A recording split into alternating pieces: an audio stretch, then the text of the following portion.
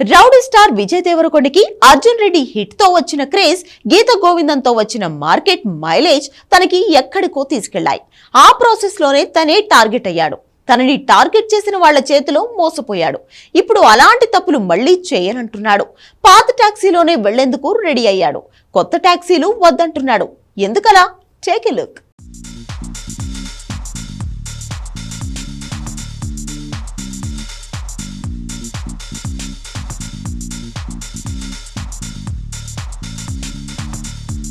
Rowdy star Vijay Deverakonda family star మూవీతో safe game ఆడుతున్నాడు.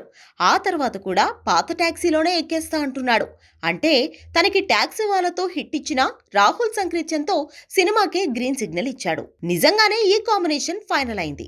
Taxi వాళ్ళతో విజయ్ కి హిట్ పడిన వెంటనే రాహుల్ సంక్రిత్యన్ నానితో శ్యామ్ సింగ్ రాయ్ సినిమా తీశాడు. అది బ్లాక్ బస్టర్ అవడంతో నేచురల్ స్టార్ అకౌంట్ లో మొదటి 100 కోట్ల సినిమా వచ్చినట్టయింది. ఇప్పుడు రౌడీ స్టార్ వంతొచ్చింది. రెండేళ్లుగా రాహుల్ రెడీ చేసిన కథకి ఇప్పుడు రౌడీ గ్రీన్ సిగ్నల్ ఇచ్చాడట.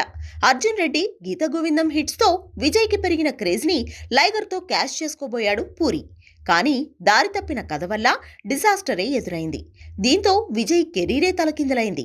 అందుకే మాస్ జోనర్లు లేదంటే కొత్త కాంబినేషన్లు వద్దు, పాత కాంబినేషనే ముద్దంటున్నాడు. అందుకే గీత గోవిందంతో హిట్ ఇచ్చిన పరశురాంతో ఫ్యామిలీ స్టార్ చేస్తూనే టాక్సీ వాళ్ళ డైరెక్టర్ తో ముందడుగు వేశాడు.